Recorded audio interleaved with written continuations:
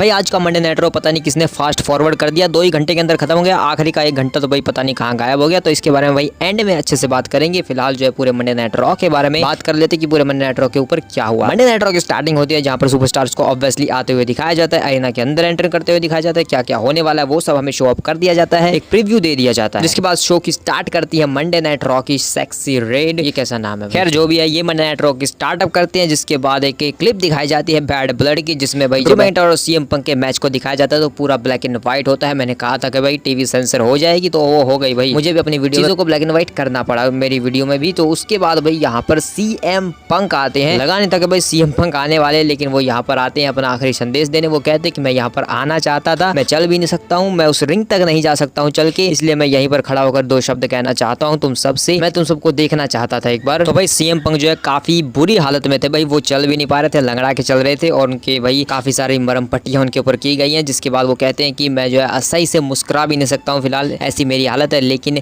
मैं यहाँ पर 3 लोगों के बारे में कुछ बातें करना चाहता हूँ। पहले तो वो जो मुझे पसंद करते हैं, मेरे हार्डकोर फैंस जो मेरे लिए जीने मरने को तैयार है, वो हमेशा मेरे साथ रहे जब मैं रेसलिंग में नहीं था, मैं वापस आया। उसके बाद उन्होंने 3 साल और इंतजार किया ताकि मैं अपने घर वापस आ सकूँ, तो मैं उन सबको थैंक यू कहना चाहूँगा। दूसरे वो लोग जो मेरे साथ बैक स्टेज में काम करते हैं, उनके साथ काम करने में बहुत मजा आता है। और उसके बाद तीसरे वो लोग जो मुझे बिल्कुल भी पसंद नहीं करते, जो मुझे हेट करते हैं, और मुझे काफी खुशी है कि मैंने उनके हेट को जो है कैश में बदला है, इसके लिए भी उन्हें मैं थैंक यू कहना चाहूंगा। जिसके बाद सीएम पंक इस प्रोमो को इस तरीके से एंड करते हैं। वो कहते हैं कि मैं यहाँ पर बहुत जल्दी वापस आना चाहता हूँ, लेकिन मैं नहीं जानता कि वो कब होगा या फिर कभी हो पाएगा या नहीं, लेकिन मैं आऊंगा। तो इस तरीके से भाई वो इस वर्ड के साथ यहाँ पर इस प्रोमो को कट कर देते हैं, खत्म कर देते हैं। लेकिन उन्होंने ये भी कहा था कि भाई मेरी लुगाई घर पर वेट कर रही है, मैं चला रिहैब होने, मैं वहीं पर जाकर अब ठीक हो सकता हूँ। किसी महान पुरुष ने काफी खूब कहा था कि ये बंदा जो है आता है, एक मैच करता है, इंजर्ड हो जाता है, उसके बाद रिहैब के लिए चला जाता है, जबकि ये गांजा भी नहीं फूकता है। क्या मतलब, मैं ड्रू मैकिंटायर का फैन है। जो भी है भाई, ये जो राइवलरी रही है ड्रू मैकिंटायर और सीएम पंक की, ये हमेशा हमें याद रहेगी। और मुझे तो भाई पर्सनली हमेशा ये याद रहने वाली है। इनकी राइवलरी में एक दूसरे के सामने इनकी की गई एक बातें जो इन्होंने एक दूसरे को जलाने के लिए कही, और भाई हर एक मैच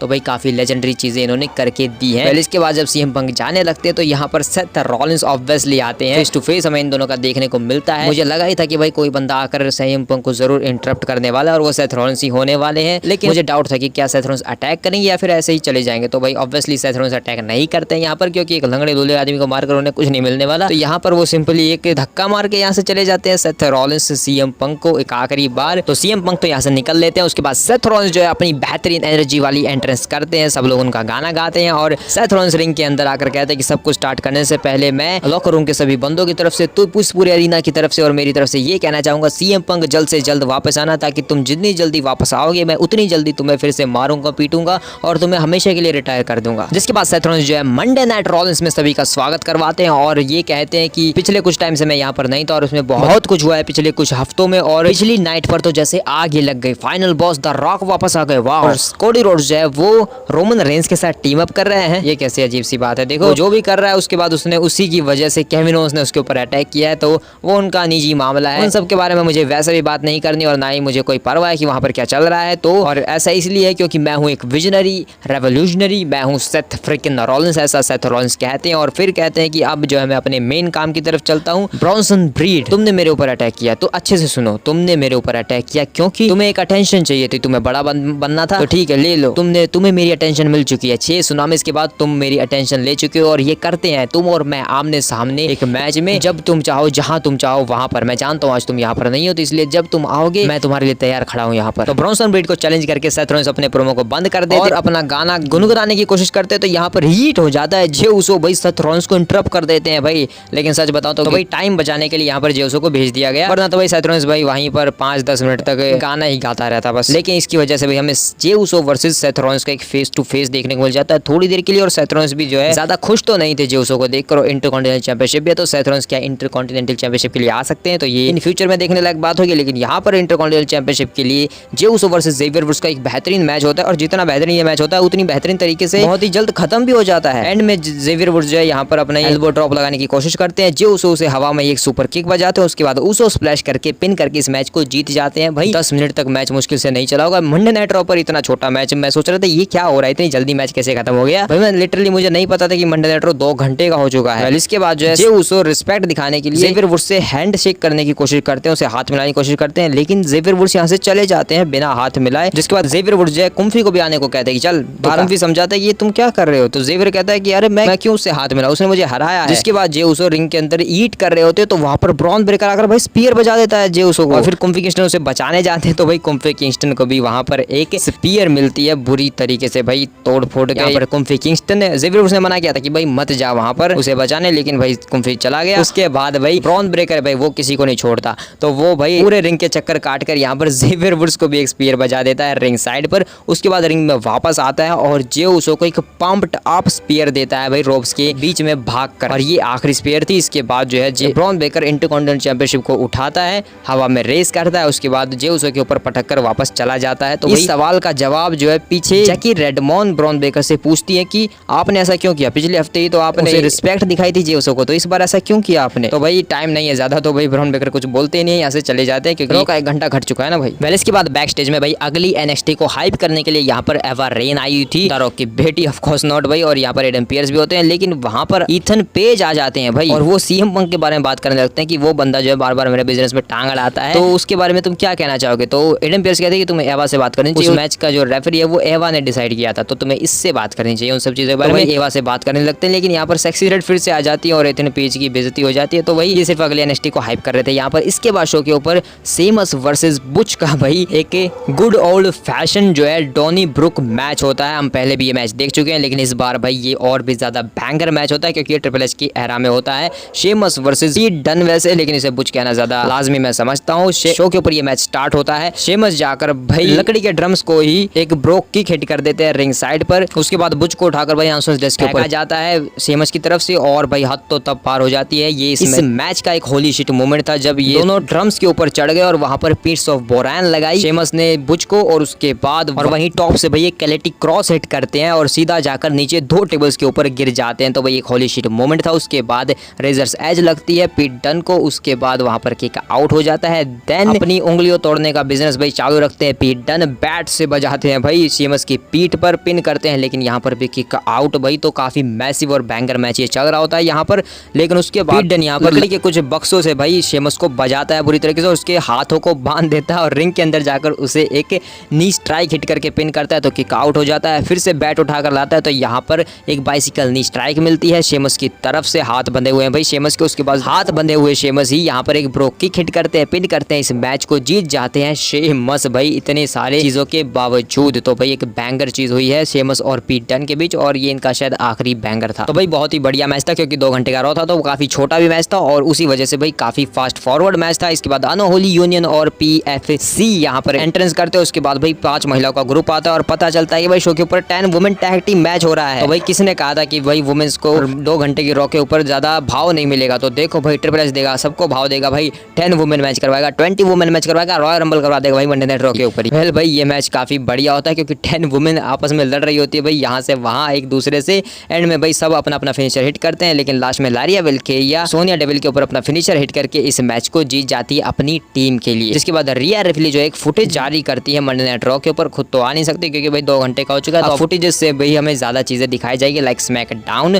तो यहाँ पर वो क्लियर करती है कि वो पीछा नहीं छोड़ने वाली है लिव मॉर्गन का बिल्कुल भी। वो कहती है कि मैं तेरी धजिया उड़ाऊंगी, एक बार क्राउन जूल खत्म हो जाए उसके बाद मैं वापस आऊंगी तेरे लिए। वेल इसके बाद यहाँ पर शो पर दिखाया जाता है कि सुबह क्या हुआ था। तो यहाँ पर जब लिव मॉर्गन और रखेल रोड्रिगेज और डोमिनिक मिस्टीरियो आए थे, तो लिव मॉर्गन सीधा साफ कर देती है मैं जो है रिया रिप्ली से अब कोई पंगा नहीं लेने वाली हूँ, मेरा ध्यान अब सिर्फ नाया जैक्स के ऊपर होने वाला है क्राउन जूल के लिए। और ये कहकर कि मैं जो है उस मैच में भले ही हार गई हूँ, लेकिन मैं एक्चुअल में उस मैच में जीत चुकी हूँ क्योंकि वर्ल्ड चैंपियनशिप मेरे साथ है, तो मैं हार कर भी जीत चुकी हूँ उस मैच को। तो भाई रिया रिप्ली को मैच तो मिलेगा ही ना। तो यहाँ से वापस चली जाती हैं लिव मॉर्गन और रखेल रोड्रिगेज उनके साथ चली जाती है। वो कुछ नहीं बोलती है भाई, वो लगता है सोलो सिक्वा बन चुकी है एक तरीके से, लेकिन बाद में बड़बोलापन स्टार्ट हो ही जाएगा। वेल इसके बाद भाई कोडी रोड्स का भी इंटरव्यू लिया जाता है। कोडी रोड्स का कैथेकली इंटरव्यू लेते हैं जिसमें वो भाई उसके केविन ओवेंस के बारे में ही पूछती है। Of course not. टूटी हुई नाक लेकर भाई कोडी रोड्स जो है मुंह उठा के चले आए हैं मंडे नाइट रॉ के ऊपर, और वो कहते हैं कि मुझे उन सब चीजों के बारे में बात नहीं करनी नहीं फिलहाल मैं यहाँ पर आया हूँ अपना क्राउन जूल का अपना काम जो है सेटअप करने के लिए, तो मैं बस वही करने आया हूँ यहाँ पर। जिसके बाद कोडोरोस जाने लगते तो वहाँ पर सैमी ज़ेन मिलते हैं। सैमी ज़ेन भी यहाँ पर वही बात करने वाले होते हैं केविनोस वगैरह के बारे में, लेकिन वो कहते हैं कि मेरा फिलहाल जो काम है वो क्राउन जूल के ऊपर है और मैं तुझसे लड़ना चाहूंगा जब मैं चैंपियन बनूंगा। कोडोरोस भी यही कहते हैं कि देख मैं भी यही चाहता हूँ कि अभी उस केविन वगैरह की चीजों के बारे में बात नहीं करते हैं, फिलहाल तू जा बाहर जा, तू लड़, तू जीत और आ मेरे सामने, मैं भी तुझसे लड़ने में मुझे काफी प्राउड फील होगा। ऑफ कोर्स नॉट भाई, कोडोरोस को अपने दोस्तों से लड़ने में ज्यादा अच्छा लगता है और फिर उन्हीं से दुश्मनी ले लेता है मोल। वेल इसके बाद शो के ऊपर सैमी ज़ेन आते हैं, उसके बाद गुंथर एंट्रेस करते हैं। शो के ऊपर मेन इवेंट में गुंथर वर्सेस सैमी ज़ेन का एक और बैंकर मैच होता है भाई, बहुत बेहतरीन मैट रेसलिंग मैच देखने को मिलता है। ये दोनों जब भी लड़ते हैं भाई, ऑफ कोर्स नॉट एक रेसलमेनिया लेवल वाला मैच है ये, तो ये मंडे नाइट रॉ के ऊपर होता है। तो भाई और क्योंकि टाइम कम है तो भाई इसलिए काफी जल्दी भी चीजें चलती हैं इस मैच में। रिंग साइड पर जाकर पावर बॉम्ब का ट्राई करते हैं गुंथर, लेकिन पलटवार करते हैं सैमी ज़ेन और उसके बाद वहीं पर एक एक्सप्लोडर सुप्लेक्स लगाते हैं और रिंग साइड पर ही एक हलवा किक हिट कर देते हैं। जिसके बाद भाई क्योंकि गुंथर काफी भारी है तो वो उसे उठा नहीं पाते और काउंट जो है 10 तक पहुंचने वाला होता है। तो सैमी ज़ेन क्या करते हैं, वो रिंग के अंदर जाते हैं और वापस बाहर आ जाते हैं, क्योंकि अगर वो रिंग के अंदर रह गए तो उन्हें बेल्ट तो नहीं मिलेगी भले ही वो मैच को जीत जाए। तो उसके बाद भाई वो किसी तरीके से भारी भरकम गुंथर को उठाकर रिंग के अंदर लाते हैं और फिर यहाँ पर एक और हलवा किक कनेक्ट कर देते हैं भाई। और यहाँ पर सैमी ज़ेन को कवर कर लेना चाहिए जहां तक मुझे लगता है, तो लेकिन भाई स्क्रिप्ट में नहीं था कवर करना, तो नहीं किया होगा। उसके बाद यहाँ पर सैमी ज़ेन दूसरी हलवा किक के लिए आते हैं, तो यहाँ पर एक लैरियट से काउंटर अटैक करते हैं गुंथर और पिन करते हैं, किक आउट होता है। उसके बाद एक पावर बम के लिए जाते हैं, लेकिन यहाँ पर रोल अप करके पिन कर लेते हैं सैमी ज़ेन। उसके बाद किक आउट होता है और फिर एक शॉटगन ड्रॉप किक मिलती है गुंथर की तरफ से सैमी ज़ेन के चेहरे के ऊपर और उसके बाद एक पावर बॉम्ब भाई गुंथर की तरफ से सैमी ज़ेन को पिन होता है 1-2, लेकिन किक आउट। इसके बाद गुंथर हैरान हो जाता है कि भाई सैमी ज़ेन ने किक आउट कैसे कर दिया। तो गुंथर सैमी ज़ेन को फिर से उठाते, एक और पावर बम लगाते, लेकिन इस बार 1 पर ही किक आउट कर देते हैं भाई सैमी ज़ेन और गुंथर के भाई होश उठ जाते हैं कि ये सब हो क्या रहा है भाई, सैमी ज़ेन गधा ऐसे किक आउट कैसे कर रहा है भाई इन सब चीजों के ऊपर। इसके बाद गुंथर के अंदर आ जाता है जोश और वो लगाते एक स्लीपर होल्ड और काफी देर तक ही स्लीपर होल्ड में रखते हैं सैमी ज़ेन को। सैमी ज़ेन हार नहीं मान रहे हैं, यहाँ पर रेफरी भी आकर चेक करते हैं, लेकिन सैमी ज़ेन को कुछ नहीं हो रहा है, वो जो है अभी भी जिंदा है और वो लड़ना चाहता है और भी, लेकिन आखिर में वो बेहोश हो जाता है। वो हार नहीं मानता है, वो बेहोश हो जाता है, जिस वजह से रेफरी मैच को बंद कर देता है और गुंथर इस मैच को सिंपली जीत जाता है इस तरीके से स्लीपर होल्ड लगा के। जिसके बाद वो सेलिब्रेट कर रहा होता है, लेकिन यहाँ पर फिर आते हैं अमेरिकन नाइटमेयर कोडी रोड्स और Gunther versus Cody Rhodes, champ versus champ crown joule championship के लिए एक मैच के साथ उस मैच को हाइप करते हुए, क्राउन जूल को हाइप करते हुए ये जो 2 घंटे की मंडे नाइट रॉ होती है वो समाप्त हो जाती है। तो भाई बहुत ही बढ़िया बैंगर मंडे नाइट रॉ हमें देखने को मिली, 2 घंटे की हो चुकी है। तो भाई ऑफ कोर्स नॉट काफी ज्यादा मजा आया और क्राउन जूल के लिए जो ऑफिशियल पोस्टर है Nia Jax versus Liv Morgan और गुंथर वर्सेस कोडी रोड्स का भी ऑफिशियल कर दिया गया है। लेकिन भाई टैग टीम चैंपियंस भी क्या आपस में लड़ेंगे वो सब अभी पता नहीं है, लेकिन वुमेन्स टैग टीम चैंपियनशिप का अगले हफ्ते मंडे नाइट रॉ के ऊपर मैच होने वाला है। बिंका बेलेर एंड चेड गार्गिल डिफेंड करेंगे अपनी टैग टीम चैंपियनशिप्स को अगेंस्ट डैमेज कंट्रोल, इयो स्काई एंड कायरी सेन। और उसके बाद ब्रॉन ब्रेकर वर्सेस कुम्फी किंगस्टन का भी एक बढ़िया सा मैच हमें देखने को मिलेगा अगली मंडे नाइट रॉ के ऊपर। लेकिन इसके अलावा भी एक चीज होने वाली है जिस जो भी बैक स्टेज में हमें पता चली थी, द मिज और कैरियन क्रॉस जो आपस में बात कर रहे होते हैं और मिज कहते हैं कि मैं जानता हूँ मैंने क्या किया, और वहां पर भाई R-Truth आते हैं और वो कहते हैं कि मिज तुम क्या समझ रहे हो, मैं अभी भी जजमेंट डे में नहीं हूँ। तो मिज कहते हैं कि तुम क्यों बार बार मेरे पीछे आ जाते हो। तो कैरियन क्रॉस भी यहाँ पर ये कहते हैं कि तुम क्यों मिज के पीछे पड़े हो, वो तुम्हारे साथ हम नहीं रहना चाहता। जिसके बाद R-Truth कहते हैं कि हमें एक मैच बनवाना चाहिए। तो मिज कहते हैं कि नहीं जब देखो तुम मैच बनवाते रहते हो, मैं एक मैच बनाता हूँ, तुम और मैं अगले हफ्ते आमने सामने। तो भाई अगले हफ्ते हमें R-Truth वर्सेस द मिज का भी एक मैच देखने को मिलेगा। ऑसम ट्रुथ वॉर होने वाली है आपस में, लेकिन यहाँ पर एक बहुत बड़ा टीज किया गया है। यहाँ पर व्हाइट सिक ने अपनी छाप छोड़ी थी इस सेगमेंट के दौरान। उन्होंने कहा था कि देयर यू आर, ये हो तुम, ये है तुम्हारी असलियत the Miz.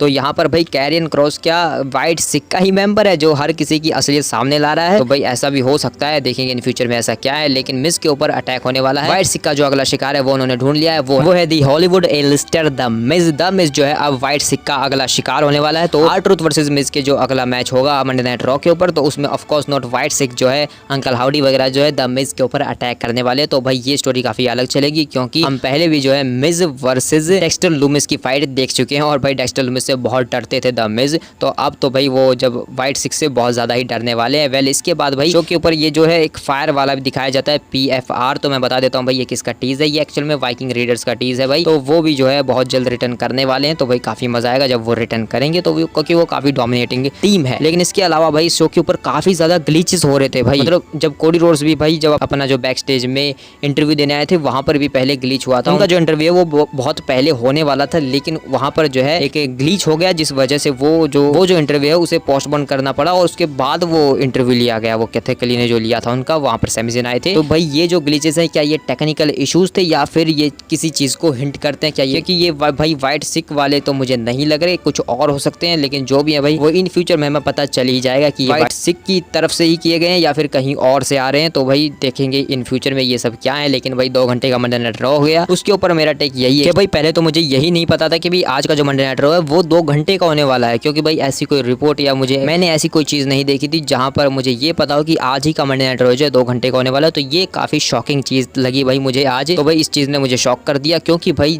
As a fan जब मैं WWE को देखता था और मंडे नाइट रॉ को देखता था तो मुझे वो 3 घंटे की जो लेंथ है वो काफी पसंद थी, और इसी वजह से मैं जो है मंडे नाइट रॉ को ज्यादा पसंद करता था, क्योंकि वो ज्यादा देर तक चलता है और काफी ज्यादा इंजॉयमेंट होती है। लेकिन जब से मैं कंटेंट क्रिएटर बनाऊं भाई तो वो 3 घंटे का शो मेरे लिए दर्द भी बन चुका था एक तरीके से, क्योंकि भाई काफी ज्यादा बोरिंग चीजें होती थी, क्योंकि मैं एनालाइज करने लगा हूं चीजों को, तो फिर जब वो चीजें बोरिंग वाली हो जाती थी तो फिर भाई काफी ज्यादा मजा नहीं आता था, जिस वजह से अब जब ये 2 घंटे का हुआ तो भाई काफी रिलैक्समेंट मिली है एक कंटेंट क्रिएटर के चलते, भाई मेरे लिए काफी ज्यादा बेनिफिट्स हैं। लेकिन एज अ फैन जब मैं सोचने जाऊंगा तो भाई शायद मेरे लिए एक डिसअपॉइंटमेंट हो सकती है, लेकिन WWE के डिसीजन की तरफ से भाई अगर WWE के बिजनेस के प्रोस्पेक्टिव से देखा जाए तो ये उनके लिए काफी बड़ी चीज होने वाली है, क्योंकि आजकल भाई शॉर्ट्स का रील्स का जमाना है, लोगों को जो है छोटी चीजें ज्यादा पसंद है, तो इसीलिए भाई बिजनेस पर्सपेक्टिव से ये काफी सही चीज है। लेकिन ये भाई एक एंड ऑफ एन एरा भी है, यहाँ पर जो एक एरा का भी एंड हुआ है मंडे नाइट रॉ का। तो भाई जो लास्ट एपिसोड था मंडे नाइट रॉ का जिसमें भाई रिंग टूट गई थी, तो अब वो जो एक ऐतिहासिक मंडे नाइट रॉ बन जाएगी, क्योंकि वो एक लास्ट मंडे नाइट रॉ होगी जो